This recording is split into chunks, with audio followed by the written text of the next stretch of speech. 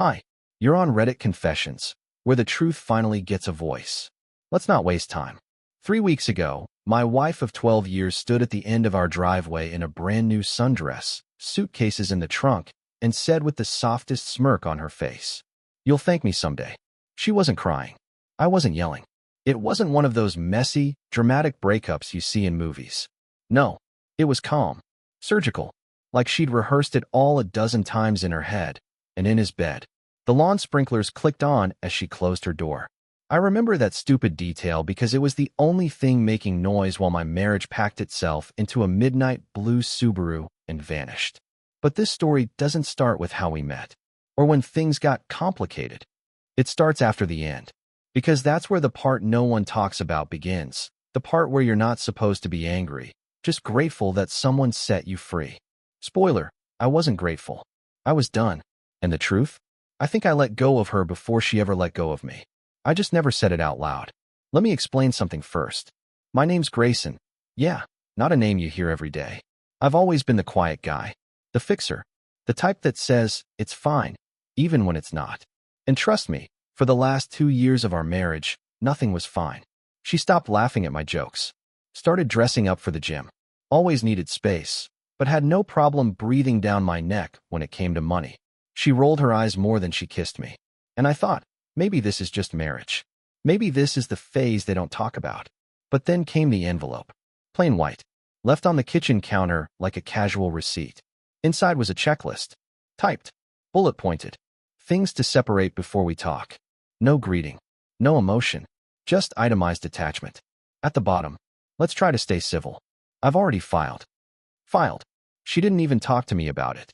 Just filed. As if we were canceling a magazine subscription. I wish I could tell you I fell apart, that I collapsed dramatically in the hallway and sobbed into the carpet. But I didn't. I just sat down and laughed. Not because it was funny, but because it was freeing. See, what she didn't know was that 2 nights before, I got a call from her coworker's husband, a guy I didn't even know. His voice was shaking. He told me everything. The late nights, the hotel receipts, the burner Instagram account under her maiden name. He apologized like he had cheated on me. I thanked him and hung up. And then, I waited. I waited for her to do what I knew she was going to do. Pretend it was her idea. That she needed to grow. That we wanted different things. That I was too safe. So when she handed me that envelope, I just nodded. Because while she thought she was leaving me behind, I had already started living without her, in silence. I had moved my accounts, transferred the car, called my lawyer, even changed my health insurance. She thought she'd devastated me, but all she did was catch up. And what happened next? She wasn't ready for any of it. The morning after she left, I walked into the kitchen and made coffee like it was just another Wednesday.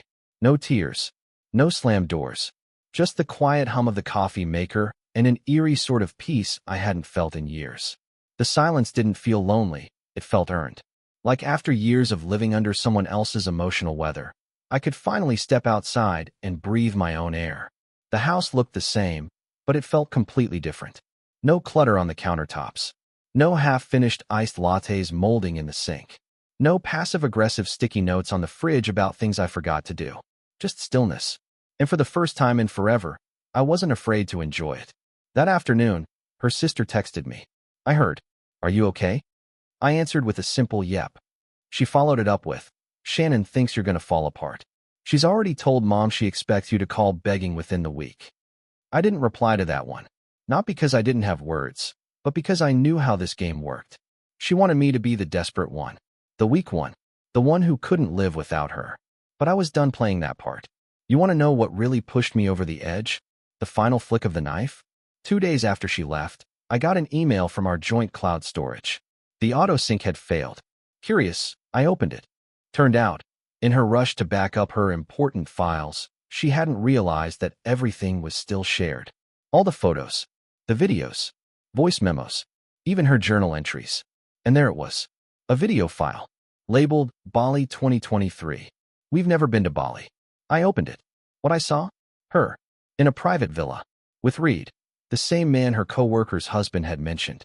They were laughing, dancing, kissing on camera like 2 people without a conscience. She looked radiant, free, alive. She also looked like a stranger. I didn't watch the whole thing. I didn't need to. I already knew everything I needed to know, but it wasn't rage that filled me.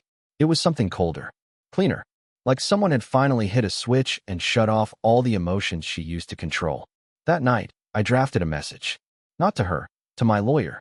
I told him to move everything forward, expedite the process, and send the revised agreement to her new address.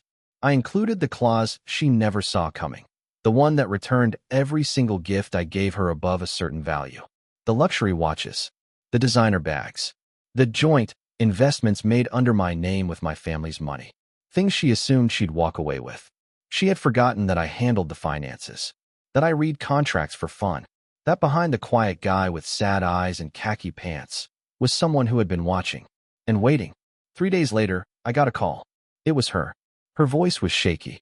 "You changed the terms?" she asked. I said nothing. "You said I could have the condo in Florida." "No," I finally answered. "You said that." "I never agreed."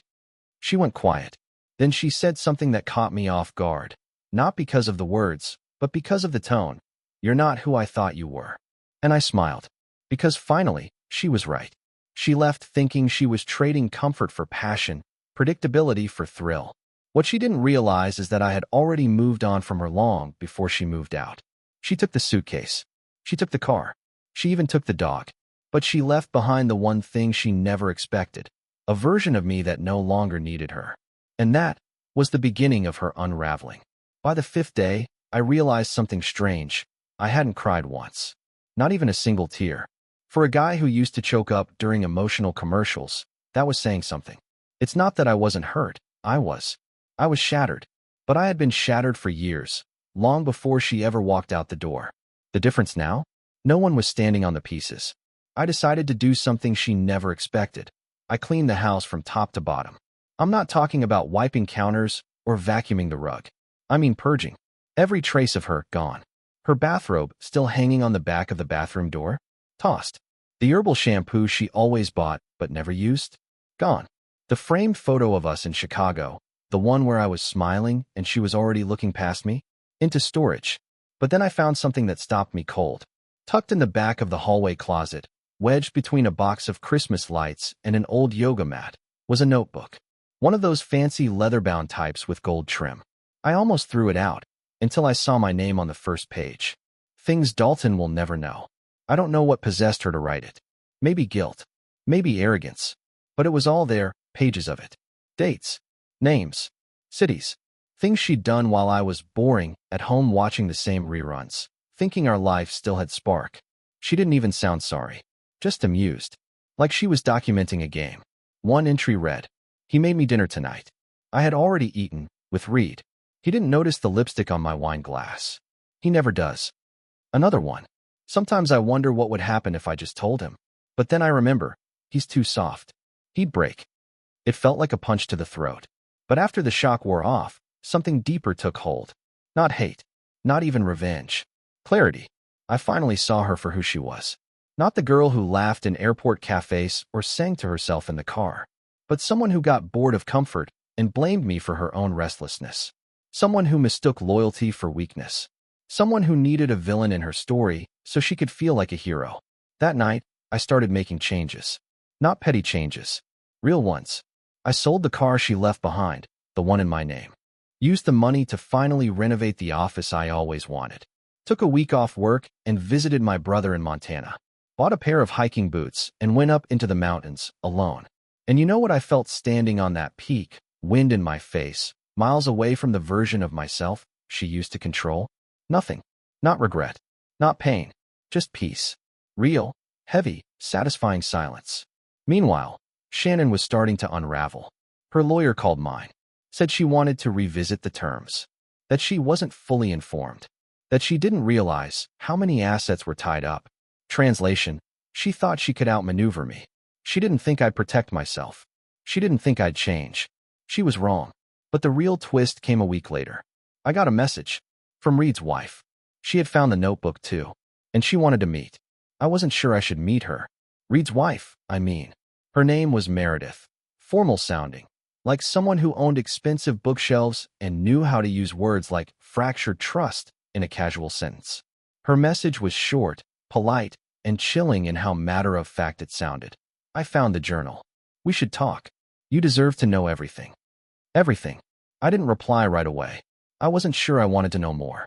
I already had her journal, her lies, her receipts, and the memory of how easily she walked away. What else could Meredith possibly tell me that wouldn't just reopen wounds I hadn't even finished stitching? But 2 days later, I found myself at a quiet coffee shop on the edge of town, the kind with uneven chairs and the kind of lighting that makes people talk softer. Meredith was already there, sitting by the window with a mug in both hands, staring at the rain like she was waiting for it to answer her. When she saw me, she stood and offered a handshake like we were old colleagues. I sat down. She didn't waste time. I think they were planning to move in together, she said. They talked about getting a place in Austin. She sent him listings. I blinked. Austin. Shannon hated heat. Couldn't stand bugs. She once made me cancel a weekend camping trip because a spider crawled out of a tent bag. The idea of her willingly moving to Texas to start over with some sleazy coworker felt absurd. But Meredith showed me the messages, saved screenshots, forwarded emails. Shannon talking about how freeing it was to be done with her soft husband, and how Reed finally made her feel seen. That word again. Soft. As if kindness was a flaw. As if showing up every day, loving consistently, choosing peace over control, somehow made me disposable. Meredith wasn't emotional. She was surgical. She laid everything out. The timelines, the overlaps, the moments where Reed told her he was working late, but was actually with Shannon in some hotel or Airbnb. Apparently, they'd even spent last Christmas together during a fake work trip in Denver. Shannon had come home early from that one, saying her flight was delayed. She brought me a novelty keychain that said Rocky Mountain Love. I remember thanking her for it. Meredith slid one final item across the table, a photograph. I didn't want to look at it, but I did. It was them, in a hot tub, champagne in hand. Her wearing the necklace I gave her for our 10th anniversary, the one she said she lost. He had his arm around her. They both looked like they had won the lottery. That image, it didn't make me cry. It made me clear. She hadn't just replaced me. She had mocked me. She wore our memories like borrowed jewelry and handed them to someone else without blinking. Meredith leaned in. I'm not interested in revenge, she said. But I don't believe they should walk away clean. You and I didn't deserve this. I asked her what she wanted. She smiled. Truth. Consequences. And if possible, a little dignity back. And that's when she pulled out a flash drive. Everything I've collected. It's yours. Do with it what you will. I left that cafe with a strange feeling. Not anger. Not pity. But a growing power in my chest that I hadn't felt in years. I had facts now. I had timelines. And most importantly, I had a choice. For so long I had let Shannon control the narrative. Even in silence, I'd let her shape the image of who I was. The soft one. The boring one. The one who would never leave. But that was no longer true. And the moment I uploaded that flash drive, her life and mine were both about to change forever. Uploading the flash drive didn't feel like vengeance. It felt like closure with teeth. I didn't blast it all over social media. I didn't tag her family or send it to her workplace. That wasn't the point. Instead, I did something quieter, smarter. I sent one email. To her. No subject. No message. Just the flash drive attached with a file name she couldn't ignore. Everything you left behind. That night, I turned my phone off. I lit a fire in the backyard pit, something she never let me do because smoke clings to the curtains. I sat there with a glass of scotch and let the silence crawl in. The only sound was the soft snap of flames and the slow hum of cicadas, summer's way of reminding you that even endings have rhythm. I didn't sleep much. Didn't need to. I already knew what would happen next, and it happened faster than I thought. By 8:03 a.m., my phone buzzed back to life with a storm of missed calls and texts, most of them from her. The rest?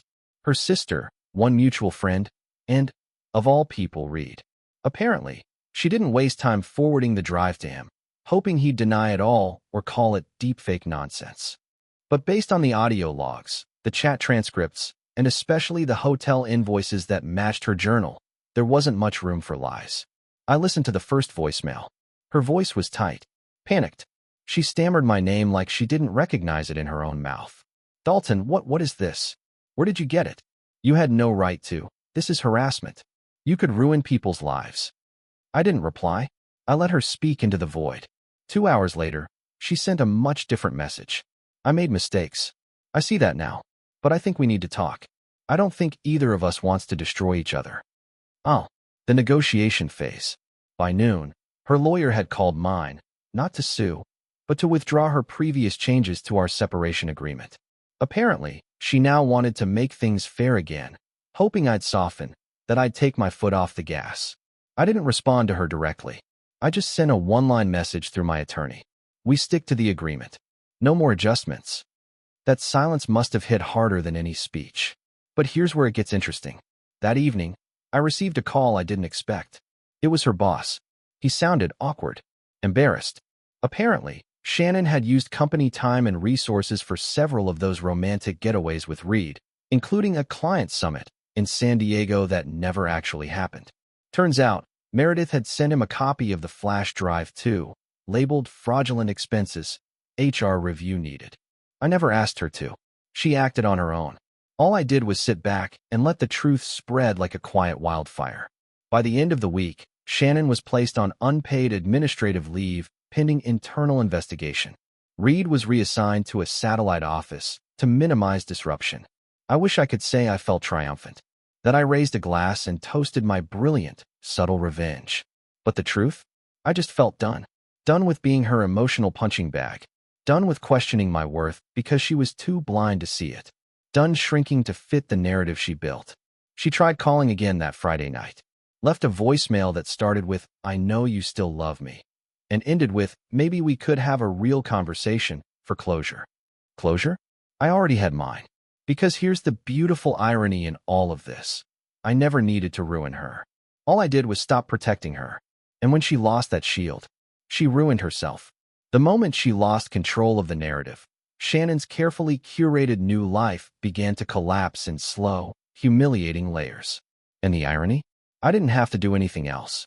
I didn't need to post the files. I didn't contact her friends. I didn't shout her name into any void. I simply stopped shielding her from consequences, and she wasn't built to face them alone. It started with whispers. One of her friends, maybe two, quietly distanced themselves after realizing they had been used as alibis during those fake work weekends. One even texted me. I didn't know she'd go that far. I'm sorry. I didn't answer. They weren't reaching out for me. They were trying to clear their own conscience. And that wasn't my job anymore. Then came the fallout at work. A friend of mine from her company, someone I hadn't spoken to in months, reached out anonymously through a burner email. Apparently, there had been a mandatory HR meeting, followed by staff restructuring. Shannon hadn't been fired yet, but she'd been removed from several high-profile projects and relocated to a much smaller cubicle near the break room, away from the team she used to manage. From respected to whispered about, in under 72 hours. And then, the biggest blow landed. Reed dumped her. Apparently, after all the evidence came out, the emotional manipulation, the lying to both spouses, the journal entries that painted her as someone playing both sides like a game, Reed panicked. Meredith, bless her icy patience, had already filed for divorce and served him with papers at his office. The same day, Reed packed his things and left town. Moved in with his brother across the state. Blocked Shannon on everything. Just like that. She didn't see it coming. She had bet everything on the wrong man and the wrong version of herself. She thought reinvention meant destruction, that in order to feel new, she had to burn down everything that made her safe. And me? I was just watching. One evening, I drove by our old neighborhood grocery store, the same place where she once picked fights over almond milk. As I pulled into the parking lot, not to shop, but just to think, I saw her, alone, sitting in her car, crying into her steering wheel. She didn't see me, and I didn't make myself known.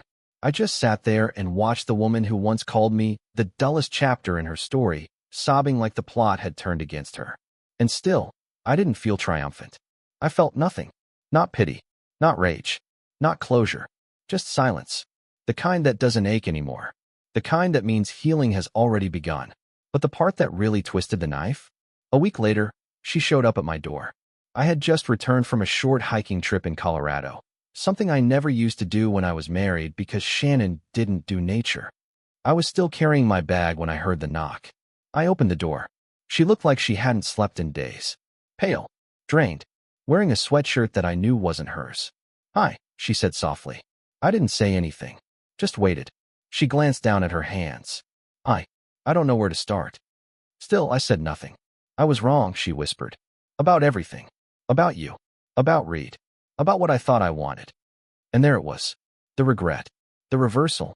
The unraveling of a woman who had convinced herself that throwing away a man who loved her was the key to happiness, only to find herself standing on the ash pile of her own choices. "I don't expect anything," she added quickly.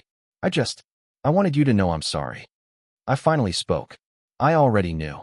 She blinked. "You did?" "Yeah," I said, stepping halfway out the door. "Because by the time you realized it, I was already gone." She stood frozen as I closed the door. And that final click of the lock wasn't revenge. It was release. I didn't need her to hurt. I just needed her to see the truth without me having to say another word. It had been 3 days since she stood at my front door like a ghost from a chapter 1 burned, whispering apologies I never asked for. I hadn't heard from her since. No calls, no texts, no desperate emails with vague subject lines like, "Can we talk?" It was as if she'd finally understood what silence actually meant. And yet, I couldn't shake the feeling that this wasn't the end. People like Shannon rarely walk away from a narrative without trying to revise it. I was right. The following Friday, I got an invitation. Not a phone call. Not a conversation. An actual printed invitation in a cream-colored envelope, tucked into my mailbox like it had come from a wedding registry. It was for a small reconciliation dinner. Her words, not mine. She had invited a few mutual friends, her sister, and, believe it or not, my parents. Her note was handwritten at the bottom. "It would mean a lot if you came. Just one evening. No expectations." I stared at it for a long time. She wasn't trying to fix things. She was trying to control the ending. If she couldn't undo what she'd done, maybe she could paint over it, make it all look like a rough patch we had gracefully moved through together. She wanted an audience, not a reckoning. I didn't reply. Instead, I showed up. Not because I wanted to go. Not because I had anything left to say to her. But because I wanted to look her in the eye one last time and let her see what real detachment looks like. Not cruelty. Not spite. Distance. The kind that doesn't need to shout to be heard. The dinner was held at a cozy little bistro on the edge of town. The kind of place she used to mock for being too beige. But now, it was perfect for her new act. Humble, intimate, self-reflective Shannon. She wore a soft navy dress and greeted everyone like she was hosting a support group. The smiles were forced. The small talk painful. Everyone knew, even if no one said it out loud. Something was off. When she finally came over to me, she hesitated before speaking. "You look different," she said. "I feel different," I replied. She nodded, like that was the answer she'd expected. Like she had rehearsed this moment in her head 100 times. She launched into small talk. How her job was still in transition, how she was focusing on growth, how she had been doing a lot of thinking. She mentioned therapy, journaling, daily walks. It all sounded very neat, very controlled. Then, she tried to pivot. "I've been reflecting on what we had," she said, lowering her voice, like we were the only ones in the room. "And what we lost." I met her eyes.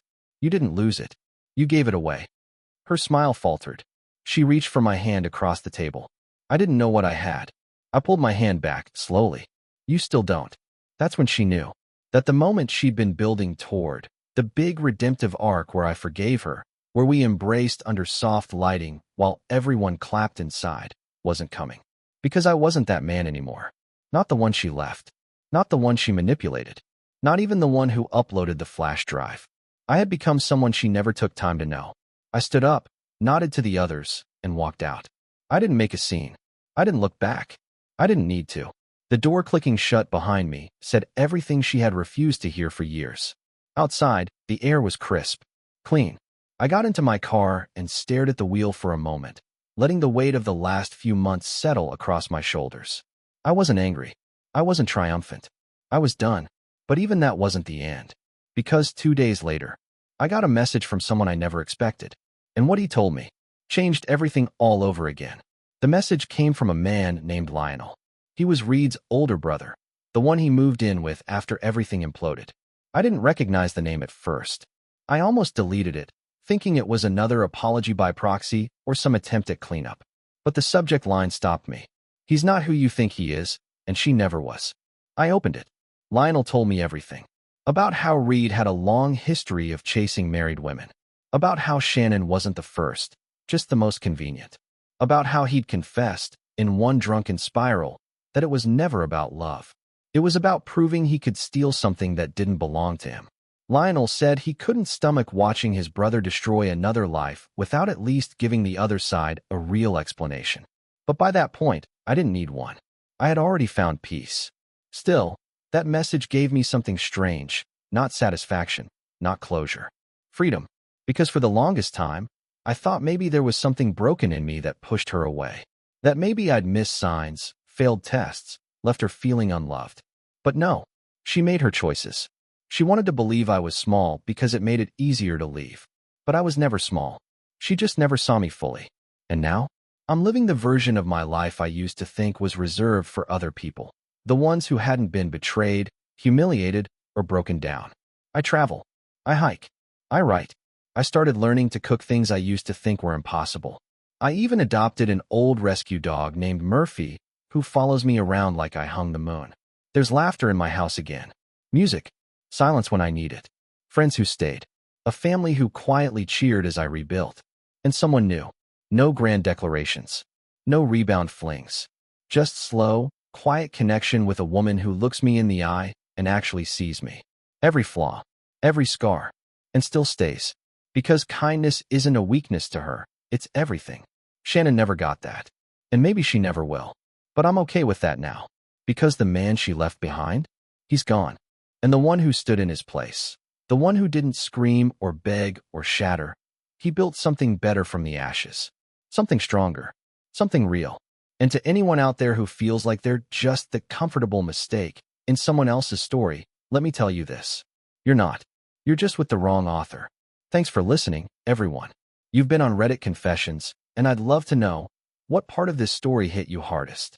Have you ever watched someone try to rewrite your ending? Drop your thoughts in the comments. I'll be reading every one. And don't forget to like, subscribe, and stick around. There are more confessions to come.